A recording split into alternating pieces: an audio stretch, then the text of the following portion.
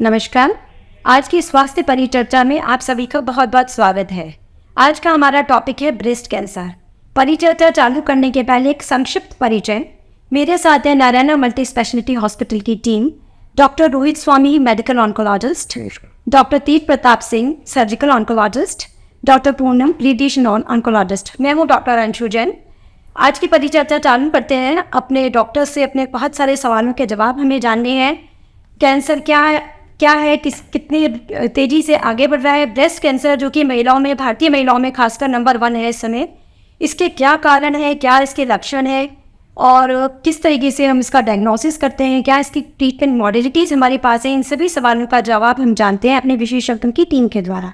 Doctor Rohit, हमारे दर्शक आपसे ये जानना चाहेंगे कि महिलाओं में किस उम्र में कैंसर की संभावना, खासकर ब्रेस्ट कैंसर की संभावना होती है, इसके लक्षण क्या है और इसके कारण क्या है। तो मैडम, जैसे कि बाकी कैंसर्स के अंदर होता है, जैसे जैसे मनुष्य की उम्र बढ़ती है वैसे वैसे कैंसर होने के चांसेस बढ़ते जाते हैं।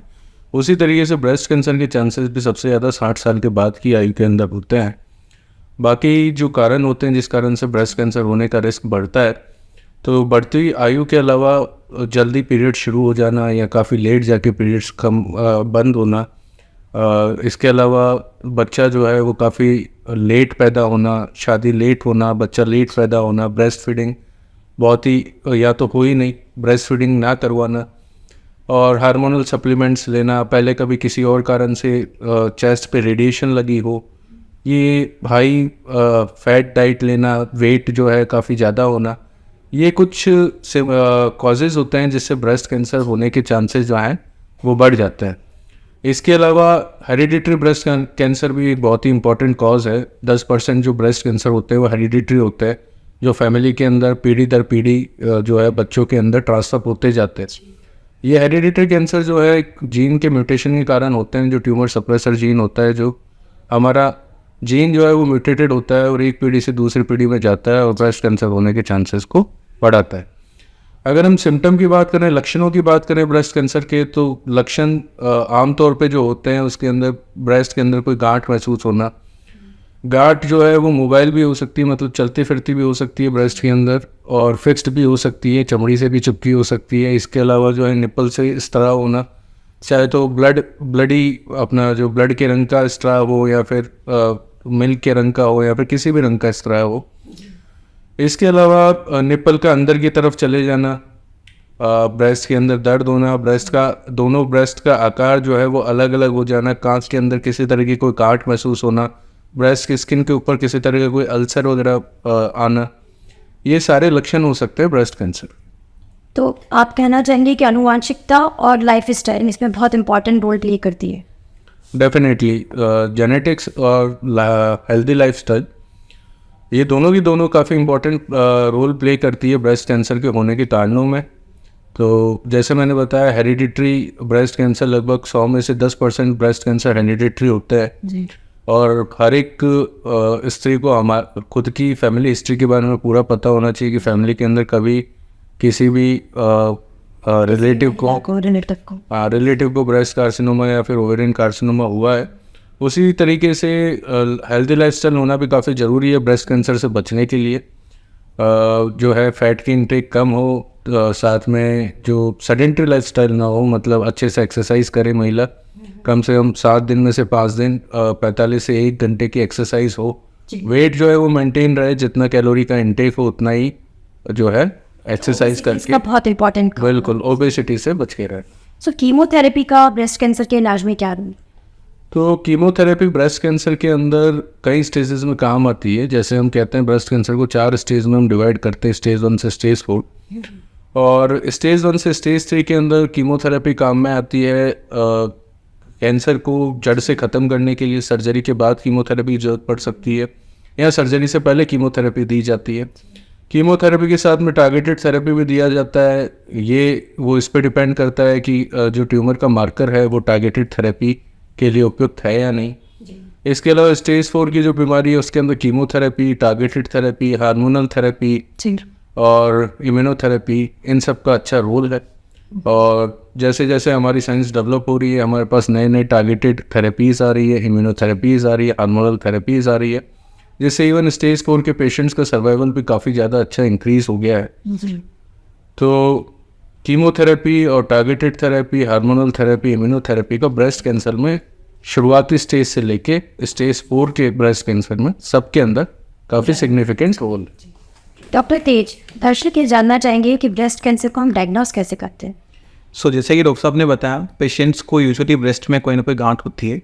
सो हम ब्रेस्ट की गांठ को एग्जामिन करते हैं कि उसका साइज क्या है, साथ में एक्जिला में देखते हैं कि वहाँ पे लिम्फ नोड्स में बीमारी तो नहीं है, गर्दन में लिम्फ नोड्स देखते हैं कि वहाँ पे कोई बीमारी तो नहीं है, और फिर उसके बाद में हम मेमोग्राम करवाते हैं, जिसमें एक्सरे मेमोग्राम, सोनोग्राफी द्वारा मेमोग्राम दोनों करते हैं, और फिर उसके बाद हम बायोप्सी के लिए उसको प्लान करते हैं। यूजुअली बायोप्सी हम ब्रेस्ट से लेते हैं और फिर उसके बाद में उसको जांच के लिए भेजते हैं। साथ में उसमें हम हार्मोनल रिसेप्टर्स का स्टेटस भी देखते हैं और उसके अकॉर्डिंग फिर हम आगे ट्रीटमेंट प्लान करते हैं।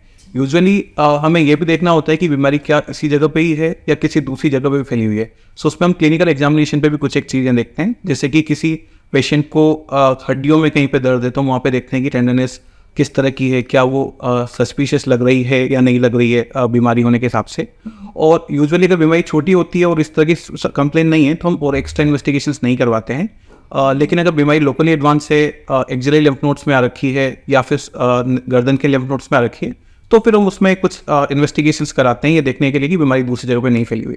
उसमें या तो हम पेट सीटी स्कैन करवाते हैं, एक ऑप्शन ये रहता है, या फिर हम छाती और पेट का सीटी स्कैन करवाते हैं और उसके साथ बोन स्कैन करवाते हैं। जी, तो ये बताइए कि सर्जरी का इसमें क्या रोल है? जिसे डॉक्टर रोहित ने बताया कि फर्स्ट स्टेज से लेकर 4th स्टेज तक कीमोथेरेपी बहुत इंपॉर्टेंट रोल प्ले करती है।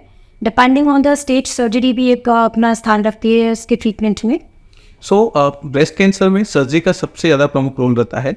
यूजुअली स्टेज 1 से स्टेज 3 तक के जो केसेस रहते हैं उसमें हम सर्जरी करते हैं। कुछ एक केसेस में हम सर्जरी पहले करके कीमो करते हैं, जैसा कि डॉक्टर साहब ने बताया, या कुछ एक केसेस में हम कीमो दे करके फिर सर्जरी प्लान करते हैं। सर्जरी दोनों तरह से होती है, कंप्लीट ब्रेस्ट रिमूव करके और ब्रेस्ट को कंजर्व करके।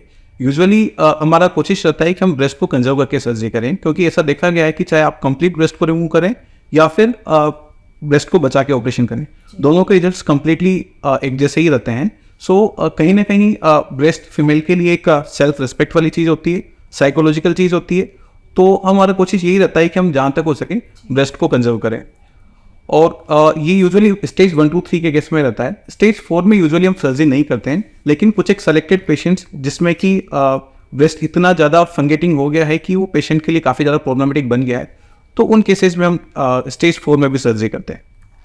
तो डॉक्टर साहब आप ये बताएंगे कि सर्जरी कराने के बाद में पेशेंट कितने समय बाद अपनी सामान्य जिंदगी में लौट सकता है?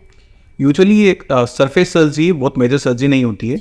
सो इसमें यूजुअली एक ट्यूब रहता है, यूजुअली 5 to 7 डेज, उसके बाद वो निकल जाता है। सूचर्स रहते हैं और वो यूजुअली 7 से 10 दिन में निकल जाते हैं। यूजुअली उसके बाद अपनी सभी रूटीन से वो कम्प्लीटली कर सकते हैं। इसमें हम रिहेबिलिटेशन के लिए कुछ एक्सरसाइज उनको बताते हैं, जो कि उनको यूजुअली 4, 5, 6 मंथ्स तक फॉलो करनी रहती है, ताकि उनके शोल्डर की जो मूवमेंट्स हैं वो रेस्ट्रिक्ट ना हो। सो दर्शकों, सर्जरी के बारे में और मेडिसिन के द्वारा ट्रीटमेंट के बारे में हम बहुत कुछ जानते हैं, पर इसकी एक और ट्रीटमेंट पद्धति है जो बहुत कारगर है, जिसे हम रेडिएशन थेरेपी कहते हैं। हमारे रेडिएशन ऑन्कोलॉजिस्ट डॉक्टर पूनम आपको बताएंगी कि रेडिएशन क्या है, इसका कब उपयोग हम कर सकते हैं, इसका ट्रीटमेंट ब्रेस्ट कैंसर की किस स्टेज में सबसे ज़्यादा इंपॉर्टेंट होता है। मैम, जब हम रेडिएशन की बात करते हैं, एक्चुअली रेडिएशन एक प्रकार की आयनाइजिंग किरणें होती हैं जो हाई एनर्जी एक्सरेज या इलेक्ट्रॉन्स के फॉर्म में होते हैं, और जिनको हम पोस्ट ऑपरेटिवली या कई बार इनऑपरेबल केसेस में भी हम देते हैं, जहाँ पर किरणें जो हैं जब बॉडी में जाती हैं तो जो कैंसर की डिवाइडिंग सेल्स होती हैं ये उनकी डिवीजन को रोकती हैं, जिससे कि सेल की डेथ होती है। तो एक प्रकार से ये किरणें सेल का डिवीजन रोक के उसको मारती हैं और कैंसर को ख़त्म करती हैं। तो ये तो एक बेसिक मैकेनिज्म होता है जो रेडिएशन का होता है। बात आती है ब्रेस्ट कैंसर में इसका कहाँ रोल होता है। ब्रेस्ट कैंसर में हम इसे क्यूरेटिव और पैलिएटिव 2 सेटिंग्स में यूज़ करते हैं। क्यूरेटिव सेटिंग मैं तब कहूँगी जब हमारा कैंसर ट्रीटेबल है, क्यूरेबल है, यानी कि उसे हम कम्प्लीटली ठीक कर सकते हैं। ऐसी कंडीशन में हम, जो अभी डॉक्टर तेज बता रहे थे, 2 प्रकार की सर्जरीज होती हैं, जैसे ब्रेस्ट कंजर्वेशन सर्जरी और मेस्टेक्टमी। तो जब हम ब्रेस्ट कंजर्वेशन सर्जरी करते हैं उसमें हम सिर्फ लंप रिमूव करते हैं। तो जब हम लंप रिमूव करते हैं, आफ्टर दैट जो ट्यूमर बेड या सर्जिकल बेड होता है, हम उसे इरेडिएशन देते हैं, सो दैट जो भी माइक्रोस्कोपिक रेजिडुअल डिसीज है उसको हम ख़त्म कर सकें। सेकेंड चीज़ आती है मेस्टेक्टमी, यानी कि जब हम कम्प्लीटली ब्रेस्ट को रिमूव करा रहे हैं। तो कम्प्लीटली जब ब्रेस्ट रिमूव होता है उसके बाद जब उसकी स्टडीज़ उसके टिश्यू की स्टडी करते हैं, उसमें देखा गया है कि कुछ high risk group subset of patients होते हैं, जैसे कि जिसमें डिसीज़ का साइज़ बहुत ज़्यादा है या फिर नोड्स प्रेजेंट पॉजिटिव हैं। ऐसे कुछ केसेस में हम चेस्ट वॉल जो होती है और जो ड्रेनिंग एरिया होता है एक्जिला या supraclavicular area, according to the histopathy report हम उसको रेडिएशन देते हैं। ये दोनों ही रेडिएशन जो दिए जाते हैं वो ये इंश्योर करने के लिए दिए जाते हैं कि जो भी रेजिडुअल माइक्रोस्कोपिक डिसीज़ है वो कम्प्लीटली ख़त्म हो जाए, ताकि इनसाइट रिक्रेस यानी कि सेम ब्रेस्ट में दोबारा बीमारी आना या फिर कॉन्ट्रालेटरल यानी कि दूसरे ब्रेस्ट में दोबारा बीमारी आने के जो चांसेस हैं वो ख़त्म हो जाए।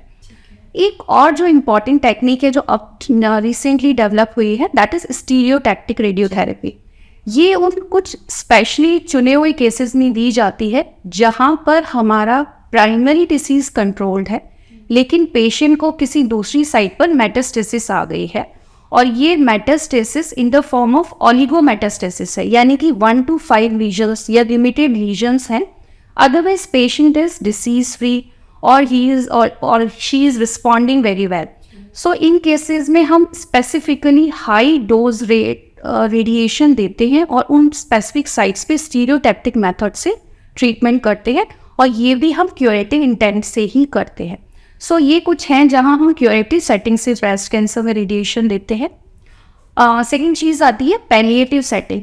पैलिएटिव सेटिंग हम तब यूज़ करते हैं जब डिसीज़ हेवायर है, हमें उसको कम्प्लीटली क्योर नहीं कर सकते हैं, डिफ्यूज़ मेटास्टेसिस आ गई हैं।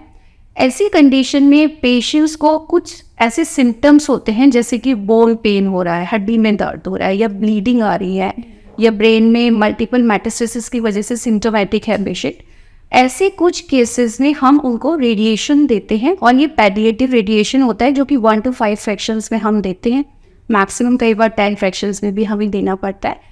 And that just helps in relieving the symptoms of the patient. उनके जो लक्षण होते हैं सिर्फ वो उनको कम करता है, डिसीज़ पर एड्स पर उसका कोई रोल नहीं होता है।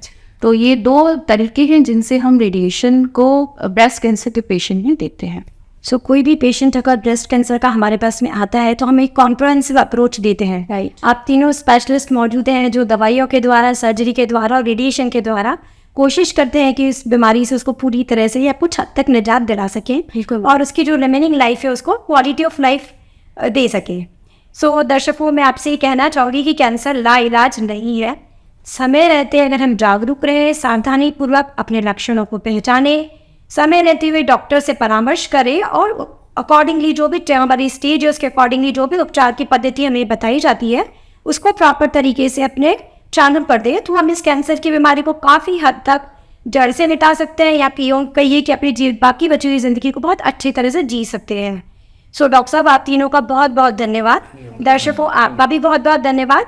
पर परिचर्चा खत्म करने के पहले मैं एक छोटी सी बात आपसे ज़रूर कहना चाहूँगी कि समय रहते ही अगर हम सचेत हो जाएं तो इस बीमारी को होने से पहले भी रोका जा सकता है, या बिल्कुल माइन्यूट स्टेज में हम पकड़ सकते हैं। तो आप अपने डॉक्टर से कम 40-50 की एज में आपको अपने डॉक्टर से एक बार ज़रूर परामर्श करना चाहिए। मैमोग्राफी या कुछ ऐसी मॉडलिटीज़ हमारे पास में है जिससे हम स्क्रीनिंग करके शुरुआती स्टेज में ही कैंसर का पता लगा सकते हैं। डॉक्टर से आपको लाइफ स्टाइल अच्छी करने की भी कुछ सलाहें दी जाती है जिनको फॉलो करके आप आने वाले समय में भी कैंसर से बच सकते हैं। तो आप सभी स्वस्थ रहे, इसी मंगल कामना के साथ बहुत बहुत धन्यवाद। बहुत बहुत धन्यवाद।